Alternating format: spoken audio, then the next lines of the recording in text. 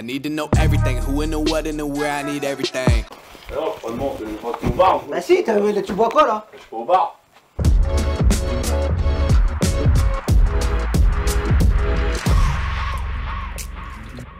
Ils ont un espace dédié en fait pour se réunir, parce que aujourd'hui on est 30. En fait on est 30 dans le groupe, donc il fallait un espace dédié aux collaborateurs pour qu'ils se sentent bien. C'est des mots de motivation, après ils ont un espace détente. Il y a aussi une salle de sport. Ouais, il y a un réel confort ici. Dès que tu rentres tout de suite, ça te donne envie de travailler. Travailler, ouais, puis tu te sens bien aussi quoi. Ouais. Parce que c'est important d'avoir d'être bien au travail, de se sentir bien, d'avoir tous les meilleurs éléments pour que tu sois bien psychologiquement, physiquement. On a fait la surprise aux équipes au début décembre. On les a emmenés ici, ils ont découvert en fait l'endroit qui était dédié pour eux en fait quoi. C'est pour qu'ils se sentent bien pour le coaching, pour les formations, puis pour prendre des moments de détente, pour aller voir les matchs de foot, pour faire du sport. Il y a une cuisine aussi pour qu'ils puissent déjeuner tranquillement. Et puis un espace de travail dédié à la performance quoi. Pascal, tu connais déjà? Bah oui. Et Jérôme? J'ai déjà vu. Je travaille dans le bâtiment comme toi. Ok. Tu travailles dans quel secteur dans le bâtiment? Non, travaux publics. Ah c'est bien. Je sais pas qu'est-ce qui prend le plus d'argent. Bah dans les deux secteurs, il y a de l'argent à prendre. Qu'est-ce que c'est le bâtiment? Oh, ça Oh. va, faut aller le Bah, tu vois, moi qui suis dans le bâtiment, je dirais balles, là, arrête tes bêtises. Non. plus toi. Parce qu'une fois que tu rentres dans les réseaux des appels d'offres, etc., c'est pas des appels d'offres à 500 000, c'est 1 million, 2 millions, 500 000. C'est sérieux. Peut-être travailler des particuliers ou travailler que des... essentiellement des particuliers. 80% c'est des particuliers. Ah ouais. Après j'ai du syndic de copropriété, des EHPAD, quelques mairies. Voilà quoi. Ce que je suis en train de faire, c'est de restructurer ma boîte en prenant des gens très très qualifiés, donc des couteaux suisses, permettre à une seule personne soit remplacer 2 ou voire 3. Tu vois. Certes je le paye mieux, mais ça me coûtera toujours moins cher que de payer 3 personnes et qui la plupart du temps, C'est sûr. le temps utile, ce qu'on appelle nous chez nous le temps utile, ne sont pas efficaces. Tout le temps. Mais une fois qu'on a capté ce qu'on veut nous dans l'avenir, les profils qu'on recherche, il faut juste réussir à les faire venir chez nous. T'as envie d'avoir 3 payes. Et au lieu d'avoir 3 payes, j'en ai qu'une. Et au mieux, ça me coûtera moins cher. Au pire, ça me coûtera exactement la même chose, mais j'ai qu'une personne. Et quand j'ai besoin d'avoir une info, je parle toujours à la même personne et pas à 3 personnes différentes. Qui au final se rejette la faute. Non mais après, arrive un moment, je pense que quand tu évolues, en fait si tu évolues, arrive un moment, si ta masse salariale devient trop importante, tu te fous dans le rouge. Ouais. Une certitude. Moi, tous les gens que je connais dans la profession, qu'ils ont voulu trop grossir, tôt ou tard. Ouais, non. Moi j'ai atteint les 130 personnes et ça m'a tué. Ça te bouge de déléguer, arrive un moment, ça te pète une burite parce que les gens avec qui tu délègues, ils seront jamais aussi bons que toi, faut que tu te dédoubles.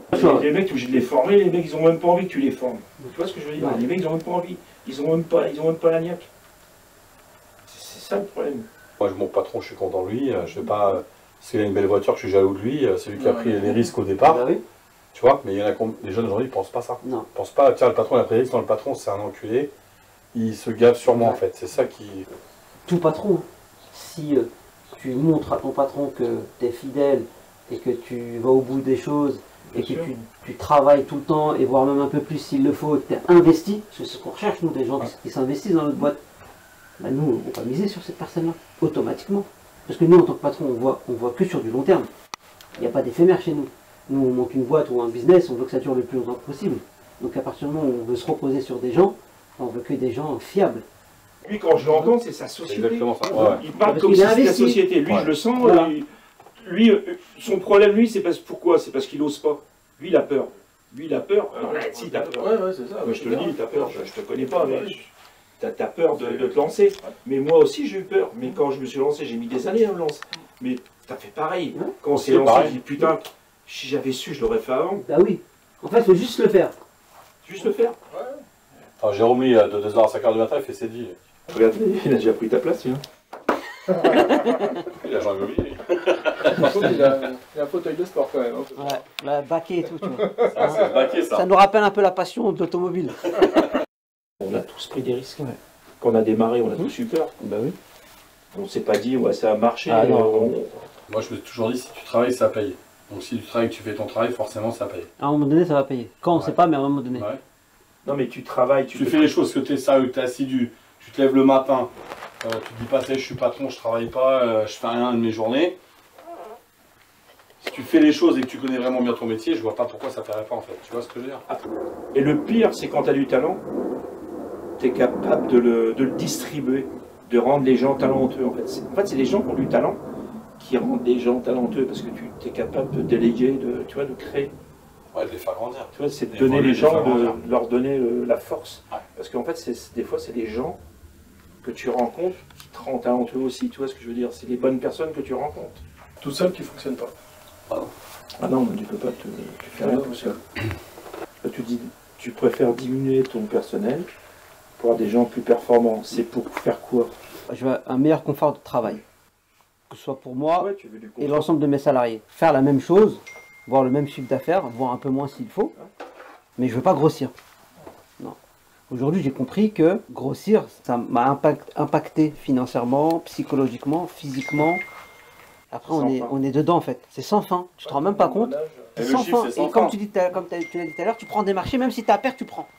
Parce que tu veux que ton bilan il soit au même chiffre. Peu importe le résultat, on s'en fout. C'est une course au chiffre. Et ça, en fait, je veux pas. J'étais devenu esclave de mon projet. Enfin, un projet, c'est pas pour être esclave. Voilà, exactement. Moi, j'ai toujours cette passion dans le bâtiment, ce plaisir d'aller travailler, etc. Je l'ai toujours, mais je veux pas que d'ici quelques années, je l'ai plus, quoi. Parce que je serai au bout du rouleau, ça veut dire. Voilà. C'est miser sur l'humain en qualité. Et non pas en quantité, en fait, finalement. Franchement, si j'aurais voulu faire du luxe, j'aurais pu faire du luxe depuis une belle durée sur Paris, vendre des trucs de luxe. C'est pas avoir d'autres clients, un autre profil de client. Un profil de client, mais qui sont les plus chiants. Ah oui, ils sont très stricts. Ouais, non, mais ça veut pas dire qu'ils sont... Tout le monde a le droit d'avoir la même qualité de prestation de service. Et déjà, là où j'ai rencontré les gens les plus sympathiques, c'est pas dans le luxe, hein, c'est dans le populaire. Bien sûr. Là où j'ai eu le plus de cadeaux de clients, c'est quand j'avais monté pour un patron d'une agence aux Ulysses. Des gestes, en fait. J'ai jamais eu autant de remerciements même, tu vois, de remerciements en fait.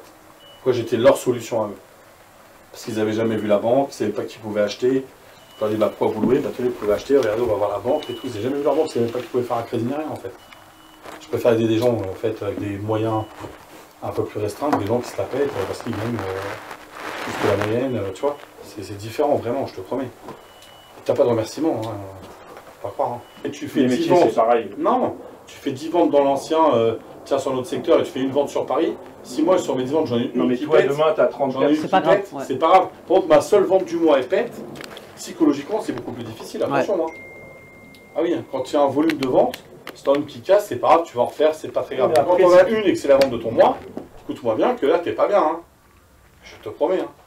À partir du moment où tu travailles dans un métier et que là, tu as une reconnaissance, je veux dire, tu vois, à l'échelon national, je veux dire, ça sert à rien de courir partout sur les petits, ah bah oui, les tu prends petits que les marchés, gros. je suis désolé. De toute façon, c'est ce que tu dis. Bah c'est être reconnu, comme dire, je préfère en faire moins et faire de la qualité. Je vais marger plus sur une maison et puis voilà. Et je vais moins me prendre la tête et je vais pas gérer, je sais pas combien de personnes, c'est ça ou pas? J'ai dans le monde entier les mecs qui viennent de tous les pays du monde pour venir te voir. Non mais le mec quand même, il y a des mecs qui viennent de tous les pays du monde pour venir te voir, c'est pas dans la France, c'est les pays du monde pour se faire une prothèse. Et le mec, il va développer même dans le monde entier, c'est même pas la France. Il le fait pas, il est aux Ulysses, à Contaveuf. Voilà. Et il dit à moi de faire le con dans toute la France. Ouais, mais ah oui, j'ai plus de vie déjà. Il n'a pas l'âge lui. Moi, je dis, moi, j'ai pas besoin d'en avoir beaucoup. Moi, il me suffit d'en avoir un, je suis content, tu vois, je veux dire, et je me fais plaisir, et je vis avec. Après, j'en ai pas un, j'en ai 10, et moi, les gens, tous les mois, j'en ai, et voilà, ça me suffit. Tu vois. T'as démarré à quelle année, toi? Ça va faire 10 ans. Ah, j'ai démarré avant, ouais. T'as démarré avant, là? Ouais. Il y a 13 ans. 14, presque. Et là, la tendance immobilière, je pose la question pour moi aussi, mais elle est à la hausse de toute façon. Là, on n'a pas de perspective. Les taux sont très très bas. Et les prix augmentent. En moyenne, on emprunte de l'argent sur 20 ans à 1%. Donc c'est historique et ça n'a jamais été aussi bas. Et donc c'est le moment d'acheter quoi qu'il arrive. Enfin, même si les biens augmentent, on devient propriétaire de son propre bien au lieu de payer un loyer à fond perdu tous les mois. Voilà. Oui, il faut acheter quoi qu'il arrive. C'est important, il faut prendre des durées de prêt importantes. Pourquoi? Quand on est jeune et qu'on veut investir, quand on a payé le bien, après, on a des impôts qui vont tomber. Donc après, on est dans un cercle vicieux. Donc après, on est toujours obligé de réinvestir. Donc plus on prend... il y a juste un exemple qui est là, c'est que demain, vous ne prendrez sur 20 ans que sur 15 ans d'investissement. Demain, ça peut arriver, on peut décéder, le bien sera payé par les assurances. Ah oui. Voilà, l'argent que vous avez de côté, au moins, vous l'avez toujours de côté. En plus, aujourd'hui, tu empruntes sur 15 ou 20 ans, la différence du taux, elle est minime, parce que le taux il est déjà tellement bas que... Donc, quand tu empruntes sur 20 ans, déjà. Exactement. On va pas prendre des durées courtes en fait, parce qu'après justement on va rentrer plus d'argent, donc on va payer plus d'impôts en fait. Donc on va prendre des durées plus longues que des durées plus courtes. Même si nous dans notre éducation, à notre âge, on a toujours la question de dire là, il ne faut pas avoir de crédit, il faut payer ses crédits. N'importe quelle personne qui fait de la fiscalité vous dira qu'il faut prolonger les prêts au maximum justement et emprunter plutôt que de mettre son apport personnel. Un exemple, demain, je sais pas, j'ai 100 000 €, je le mets dans mon bien immobilier et je décède. Si je les avais gardés sur mon compte personnel, j'aurais toujours mes héritiers ayant droit auront 100 000 €. I need to know everything, who and the what and the where, I need everything. Trust me, I hear what you're saying, but I like it's new what you're telling me. I'm curious, George, I hop in the Porsche, 5 and a horse, I'm ready for war, I'm coming for throne. C'est intéressant d'exploiter le filet là-haut tout seul aussi. T'as d'autres labels que tu veux... Non, c'est le principal de RGA. De toute façon, c'est ce qui motive les gens à faire des travaux. Moi, c'est Stéphane Desandré, je suis chef d'entreprise spécialisé en impression grand format. Ma société, c'est Ekin. Et avec Ossine, on est en partenariat sur l'habillage des véhicules, la fabrication des bâches, l'adhésif, enfin tout ce qui va servir à la communication en extérieur. Du coup, toi, tu refais quoi comme flotte de bagnole un peu? J'ai envie de tout refaire. Tout refaire. Tu renouvelles entièrement tes véhicules ou il y a de la dépose et tout à faire? Non, t'auras pas beaucoup de dépose parce qu'il y a beaucoup de véhicules neufs. D'accord. Il faut faire deux choses différentes. Ou on part d'un véhicule, je te propose une maquette et après on voit combien de véhicules tu as à faire. Ou bah voilà, tu me dis combien tu as de véhicules, quel véhicule tu as à faire. Là, ça va être important aussi. Ouais. Oui, parce qu'on a, tu vois, camion Ben. Ouais, on a des petits le camion Ben. Ouais. J'ai dit à Olivier, je sais quoi, c'était TBJ, ils ont toujours leur camion Ben. C'est ouf, combien il a de bandes ce camion? Il va avoir 200 000. Il a 200 et quelques. Ouais, ça m'étonne pas. Ouais, c'est un crevard. Les nouveaux, que ce soit Iveco, que ce soit parce qu'on a beaucoup de Jumpy, que ce soit Jumper, oui, ils vont pas tenir longtemps que ça. Ouais, ça m'étonne pas. Jamais de la vie. Ça bouge pas ça. Ouais, on a 20 mètres cubes, 16 mètres cubes, 14 mètres cubes. Du gros, 13, du gros volume. 8. Ah, il faut que tu me donnes un petit peu ce que t'as, ouais. Et moi je te prépare, je sais pas, une maquette sur un petit, une maquette sur un grand, et puis on voit avec deux propositions, 3 c'est peut-être un peu beaucoup, mais deux propositions différentes. Tu sais combien t'as de véhicules à peu près? Au moins 40. D'accord. Je suis pas convaincu de la meuf sur le camion, de la meuf qui se réveille, genre...